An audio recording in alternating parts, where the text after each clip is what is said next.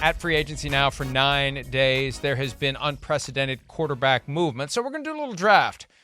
Quarterback in the best new situation after the deck has been reshuffled at the most important position in all of football.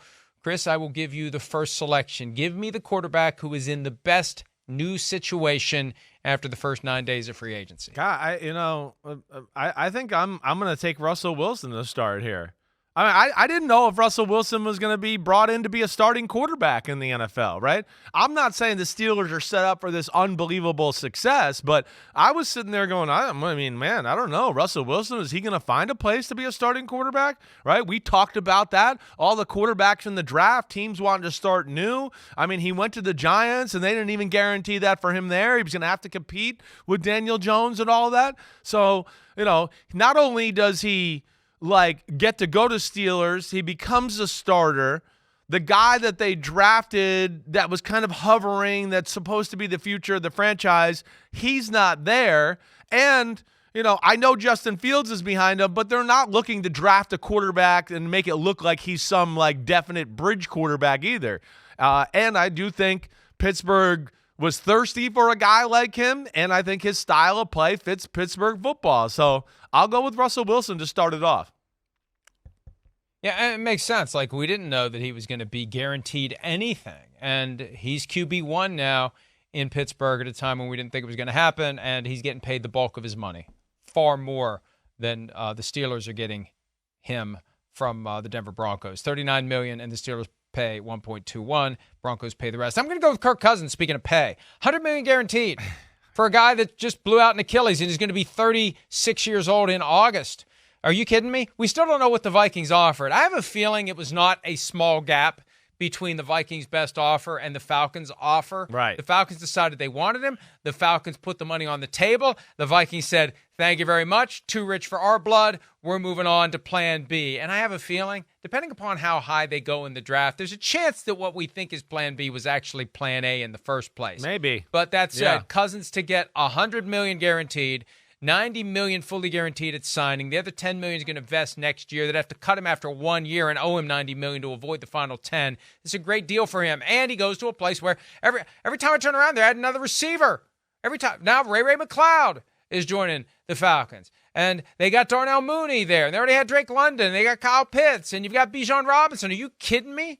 So this is a great situation. And he'll have a great regular season, and I'd say they'll probably make the playoffs. The question is what happens once they get there. That's when all the pressure, that's when the weight of the franchise is going to land on Kirk Cousins. Can you win a playoff game? Right. Oh, we know. That's going to be big stuff right there. You're going to be all over it. I won't mention it once. You'll be right. You'll be so emotionally invested in that. That'll be unbelievable. That'll be worth the price. Wouldn't it be something if it's Vikings, Falcons in the wild card round?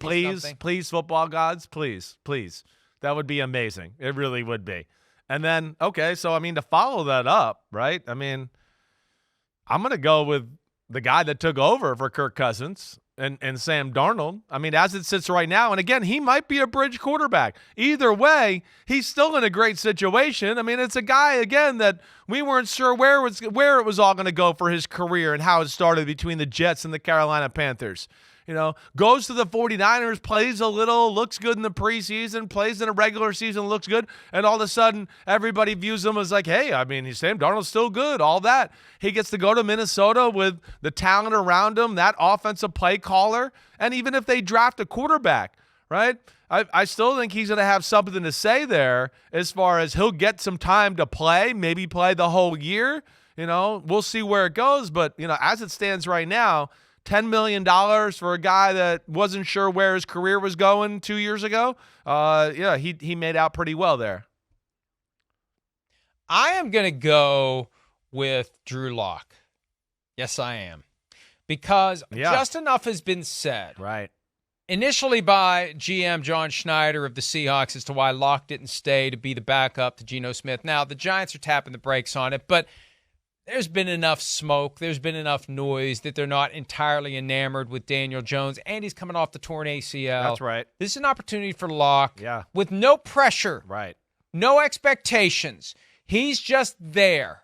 He's got an opportunity to get some playing time. He had that great game on the Monday night against the Eagles when they won 20-17. Remember that game? Yep. And he had the great post-game comments to Lisa Salters of ESPN. He's got a chance. I think it's great for him to go from clear number 2 to a guy who's, number 2, but there's an opportunity that wasn't there in Seattle. Yeah. Okay, one more round. The quarterback in the best news situation so far, Russell Wilson, Kirk Cousins, Sam Darnold, and Drew Lock. Chris, who you got for round 3? Yeah, I like these. There's some other good ones out here, too. Here's one that kind of just, jumps out to me a little bit. I know Jacoby Brissett is going to he has a chance to maybe be a bridge starter in New England, or, who else am I missing there? Oh, Gardner Minshew, going to be a starter, looks like, with the Raiders.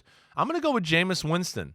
Jameis Winston, I mean, if you're going to pick a place to be a backup right now, the Browns would be one of the ones I'd be looking at if I had great confidence in myself. Yeah, eat a W, baby. Eat it. Like your Taylor ham and egg cheese sandwich there. But yes, hey, we always talk, like you backup quarterback, you want to go to a place where you go, wait, if I get in there, we're good. And then when that O-line's healthy, we know it's special, right? We know they can run the ball. They got receivers. They got tight end. They got a defense, right? So, and then Deshaun Watson's been hurt a lot and can't stay on the field. So I look at that for Jameis Winston to be a premier backup spot where he can maybe show what he's, got still as a quarterback.